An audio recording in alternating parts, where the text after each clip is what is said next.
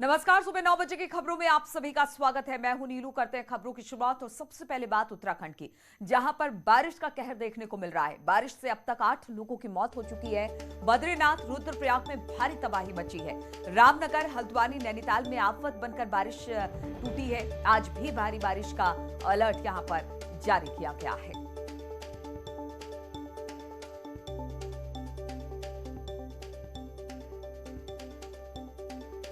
उत्तराखंड में लगातार बारिश हो रही है, इसकी वजह से जनजीवन अस्त व्यस्त हो गया है। कई जगहों पर बारिश की वजह से भारी नुकसान हुआ है और 8 लोगों की मौत हो गई है। 5 तस्वीरें हम आपको दिखा रहे हैं।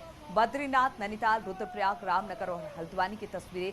किस तरह से यहां पर भारी बारिश ने कहर बरपाया है। नदी नाले सभी उफान पर हैं और लोगों के लिए ये मुश्किल बनी हुई है कि वो आखिर जाए तो कहां जाए।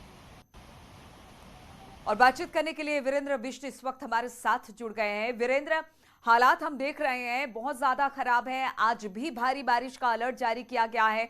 स्थिति इस वक्त किस तरह से वहां पर देखने को मिल रही है और प्रशासन की तरफ से किस तरह से लोगों को राहत पहुंचाई जा रही है? देखिए नीलू, जिस तरह से मौसम विभाग ने चेतावनी दी थी, उसके बाद अब जो जिस तरह से बारिश ने अपना कहर ढाया है, तो ये कहा जा सकता है कि चारों ओर तबाही की खबरें हमें अब मिलने लगी है। नैनीताल का जो रामगढ़ वाला इलाका है, वहां पर 9 लोगों के दबने की खबरें हमारे तक आ रही हैं। और इसके अलावा जो वहां पर मकान है वो काफी ध्वस्त हो गए हैं। इसके अलावा जो गर्म पानी वाला इलाका है, वो शिप्रा नदी से, वहां पर करीब 4 मकान बहने की खबरें लगातार आ रही है। हालांकि एसडीआरएफ द्वारा वहां पर रेस्क्यू चलाया गया है। स्थानीय लोगों की मदद से कुछ जो इफेक्टेड लोग हैं उनको जो स्कूल है वहां पर, इंटर कॉलेज, वहां पर शिफ्ट किया जा रहा है। हालांकि प्रशासन भी लगातार सड़कें खोलने का काम है या जो आपदा राहत का काम है उस पर लगा हुआ है, लेकिन जो फौरी राहत है वो लोगों को दी जा रही है। लेकिन जो लोगों को मदद पहुंचनी है वो नहीं पहुंच पा रही है। कई इलाकों में सड़कें बंद है। जो रामगढ़ का सुकना वाला इलाका है, वहां पर जो बाहरी मजदूर वीरेंद्र, क्या अभी वहां पर बारिश हो रही है और इसी वजह से मुश्किलें आ रही हैं क्योंकि रास्ते भी बह गए हैं इसको लेकर? बिल्कुल नीलू, लगातार जो बारिश है वो मूसलाधार अब भी जारी है। हालांकि जो अगर माना सड़क खोली भी जा रही है प्रशासन की ओर से, लेकिन बारिश इतनी तेज है कि फिर वो बारिश सड़कों पर लैंडस्लाइड हो रहा है, तो सड़कें बंद हो रही है। तो ये कहा जा सकता है कि अभी जिस तरह से मदद पहुंचनी चाहिए, जो आपदा पीड़ित है, वहां तक मदद नहीं पहुंच पा रही है और कोशिश प्रशासन की ओर से किया जा रहा है।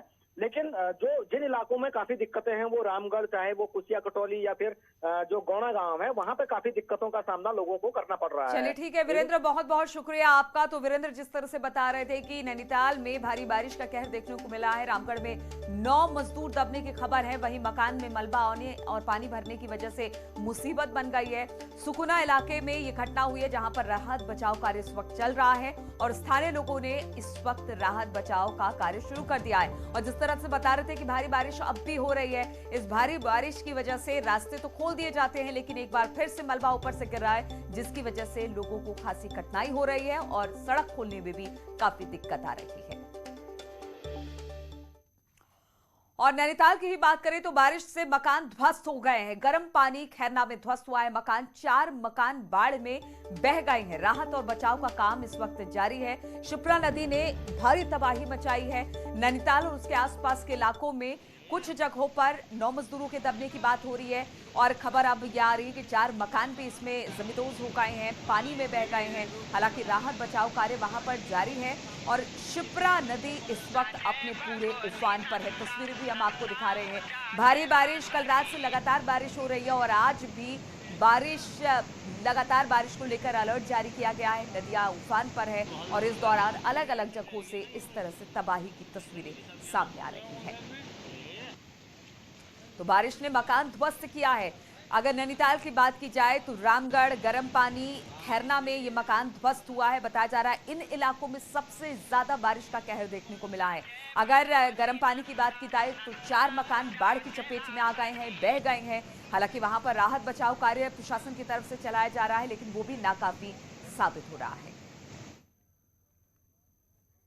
और नैनीताल के रामगढ़ में भी भारी बारिश ने तबाही मचाई है। यहां पर तल्ला रामगढ़ का पूरा इलाका पानी में डूब गया है। लोग घरों की छतों पर जाकर अपनी किसी तरह से जान बचा रहे हैं और मदद की गुहार लगा रहे हैं। तो यहाँ पर भी नदियां पूरे उफान पर हैं। और अगर रामगढ़ की बात की जाए तो रामगढ़ तल्ला में जो स्थिति इस वक्त आप अपने टीवी स्क्रीन पर देख रहे हैं, जबरदस्त कटान यहाँ पर देखने को मिला है। घरों में पानी घुस आया है, लोग किसी तरह से अपनी जान बचा रहे हैं, वो भी घर की छत पर बैठकर। हालांकि राहत बचाव कार्य इस वक्त चल रहा है, लेकिन भारी बारिश की वजह से वहां पर राहत बचाव कार्य में काफी दिक्कत आ रही है।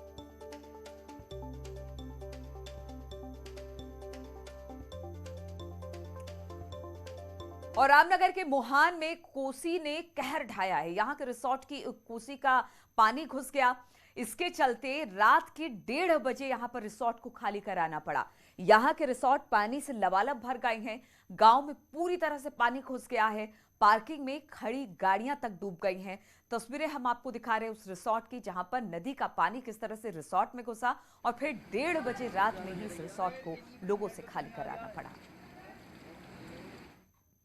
और नैनीताल में गौड़ा गांव में भारी बारिश ने जमकर तबाही मचाई है। तेज बारिश से कई जगह पर कटाव की स्थिति देखने को मिली है। यहां पर बादल फटने जैसे हालात बन गए हैं। तस्वीरें हम आपको दिखा रहे हैं। नदी नाले सभी उफान पर हैं और यही नदी नाले अब लोगों के लिए मुसीबत का सबब बन रहे हैं, क्योंकि यहीं से मलबा आ रहा है, यहीं से पानी आ रहा है और लोगों के घरों में घुस गया है।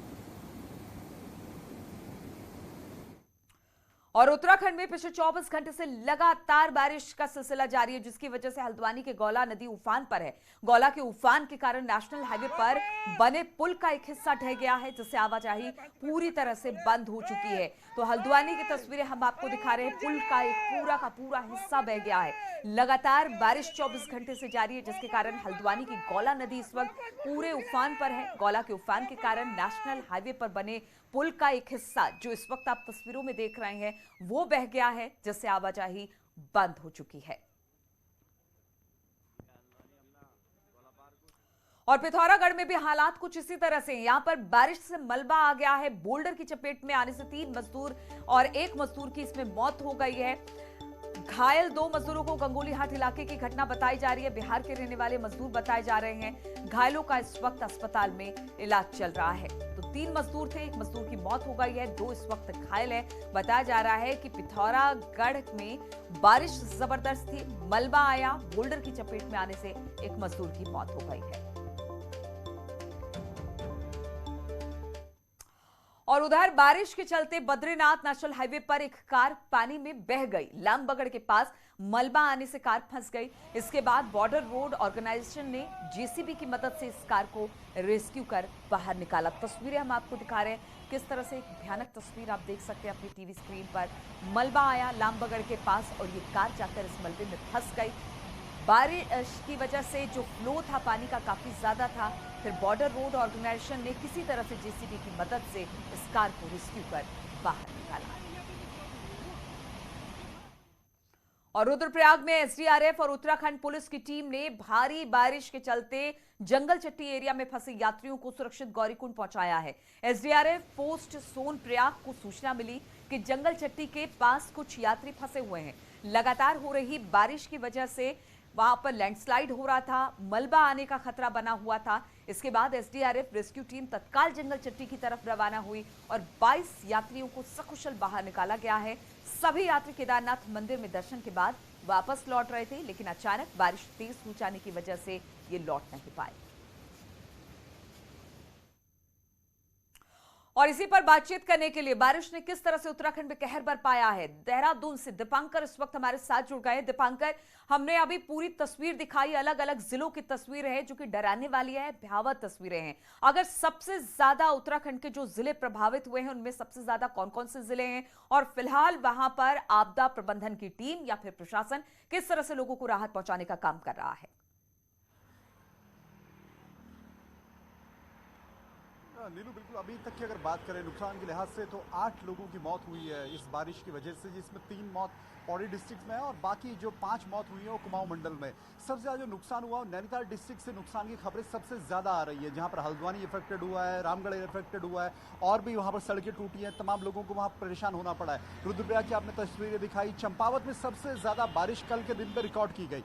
आज की अगर बात करें तो आज गढ़वाल के मैक्सिमम डिस्ट्रिक्ट जो 7 डिस्ट्रिक्ट है सभी जगह मौसम ठीक है और कहीं कहीं पर अगर बादल हैं भी तो वहाँ बारिश इस वक्त नहीं है। देहरादून, हरिद्वार, आपको मैं दिखाऊं तो ये मसूरी और नरेंद्र नगर का जो इलाका देहरादून से नजर में आता है, बिल्कुल इस वक्त साफ मौसम है। कुमाऊं मंडल से जो खबरें हैं, कुमाऊं मंडल में अभी भी बारिश है। मुख्यमंत्री पुष्कर सिंह धामी को आज पिथौरागढ़ जाना था, उनका दौरा कैंसिल हुआ है, अभी अभी जो खबर आई है। तो अब मुख्यमंत्री पिथौरागढ़ नहीं जा पा रहे हैं मौसम की वजह से, और पिथौरागढ़ में, अल्मोड़ा में, नैनीताल में अभी भी बारिश जारी है। तो कुल मिला के जो आपदा प्रबंधन की आपने बात कही, आकलन में आपदा प्रबंधन विभाग कहीं ना कहीं इस बार फेल रहा। आपने चारधाम यात्रा रोकी हुई है फिलहाल आज की तारीख के लिए भी, 19 के लिए भी, क्योंकि कहीं पर नुकसान हो सकता है, इसलिए यात्रियों को आगे नहीं जाने दिया जा रहा। लेकिन जो बड़ा नुकसान हुआ, जो ज्यादा बारिश हुई, वो कुमाऊं मंडल में हुई। तो आपने गढ़वाल में यात्रा इस डर के वजह से रोकी कि हो सकता है यहां पर कोई नुकसान बड़ा हो जाए, लेकिन नुकसान हुआ कुमाऊं में। तो आपदा प्रबंधन का जो आकलन होना चाहिए, फिट आकलन, वो अभी भी नहीं हो पाया। रामगढ़ में जिस तरह की स्थितियां रही कि आज सुबह हमने रिपोर्ट किया, हमारे रिपोर्टर्स ने वहां से रिपोर्ट किया कि वहां कैसे हालात हैं, फिर वहां पर टीम रवाना की गई, पुलिस की, एसडीआरएफ की, तो वहां पर भी आपको पता नहीं चल पाया कि देर रात कितनी वहां पर तबाही हुई है। तो बिल्कुल, आपदा विभाग का आकलन बहुत सही नहीं रहा, इस वजह से दिक्कतें बहुत ज्यादा नैनीताल और उसके आसपास के क्षेत्र हल्द्वानी में आई है। बहुत बहुत शुक्रिया आपका हमारे साथ जुड़ने के लिए दीपांकर। और उत्तर प्रदेश में भी आसमानी आफत ने कहर बरपाया है, यहां पर बारिश हो रही है, जगह जगह बारिश से आम जनजीवन पूरी तरह से अस्त व्यस्त हो गया है। लोग निचले इलाकों में जल जमाव से परेशान हैं।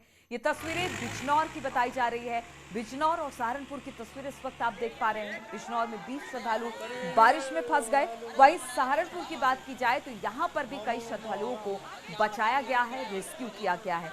तस्वीरें एक मिनी बस के फंसने की, वहां पर श्रद्धालुओं की जान पर बनाई थी। वहां पर किसी तरह से स्थानीय लोगों ने ट्रकों की मदद से इस मिनी बस को बाहर निकाला। वहीं पर अगर बात की जाए सहारनपुर की, तो यहां पर भी मंदिर में दर्शन के लिए श्रद्धालु पहुंचे थे, जहां पर बड़ी मुश्किल के साथ इन्हें वहां से बाहर निकाला जा सका। और शाहजहांपुर की तस्वीरें अब आपको दिखाते हैं। 24 घंटे से लगातार मूसलाधार बारिश से जनजीवन अस्त व्यस्त हो चुका है। जगह जगह सड़कों पर जलभराव से लोगों को दिक्कतें हो रही हैं। इसके अलावा वहां पर लगातार बारिश से हजारों किसानों की धान की फसल बर्बाद हो गई है। किसान सरकार से अब मदद की गुहार लगा रहे हैं। वहीं मौसम वैज्ञानिकों ने आज तक मूसलाधार बारिश की चेतावनी दी है।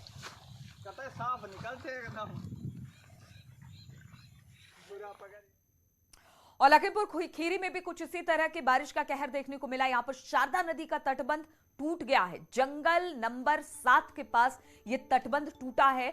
ढकिया खुर्द गांव में घुस गया है पानी। सैकड़ों एकड़ फसल इससे बर्बाद हो गई है। तस्वीरें लखीमपुर खीरी की, जहां पर बताया जा रहा है कि भारी बारिश ने काफी तबाही मचाई है। शारदा नदी का जलस्तर बढ़ा, इसकी वजह से तटबंध टूट गया है। जंगल नंबर 7 के पास तटबंध टूटा है, जिससे ढकिया खुर्द गांव में पानी घुस आया है। सैकड़ों एकड़ फसल इससे बर्बाद बताई जा रही है।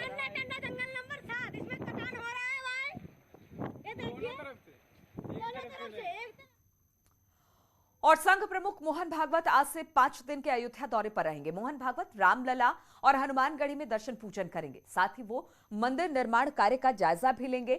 मोहन भागवत संघ की कार्यशाला में शामिल होने के लिए अयोध्या पहुंच रहे हैं।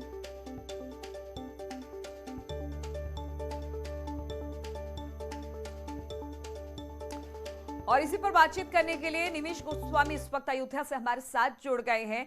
निमेश, आज संघ प्रमुख वहां पर पहुंच रहे हैं, कब तक वहां पर पहुंच जाएंगे और इन 5 दिनों में किस तरीके का कार्यक्रम इनका रहने वाला है?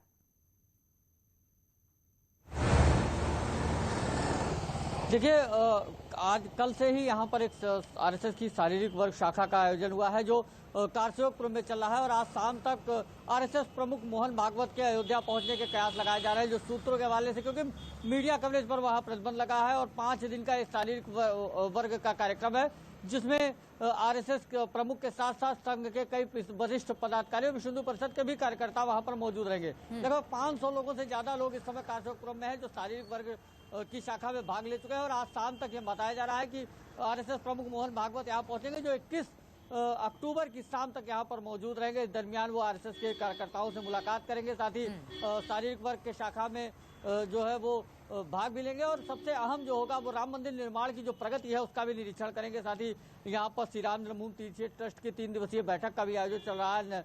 निर्माण समिति की एक अहम बैठक है जो हर माह में होती है। बिल्कुल, तो ऐसे में 5 दिन का संघ प्रमुख का दौरा है और आज शाम जिस तरह से निवेश बता रहे हैं कि पहुंचने वाले हैं और इसके बाद से कार्यक्रम की शुरुआत बाकी उनकी आगे की होगी। बहुत बहुत शुक्रिया आपका निवेश, हमारे साथ जुड़ने के लिए। रुकेंगे छोटे से ब्रेक के लिए।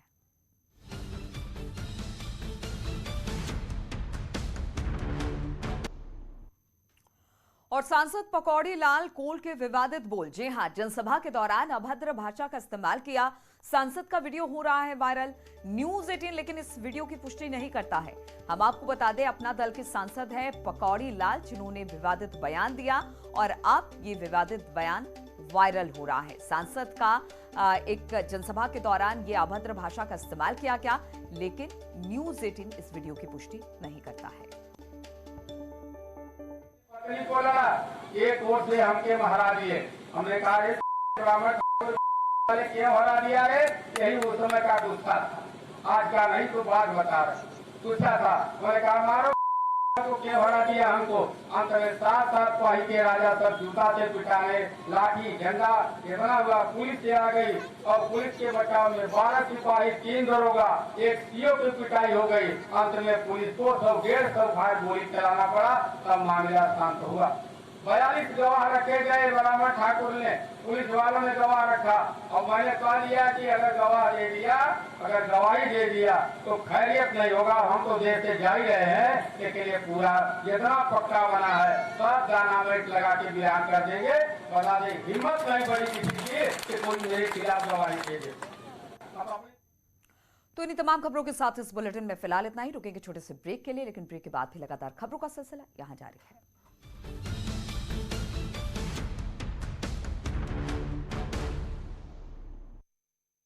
बस्ती में बारिश के चलते हादसा, मकान गिरने से पति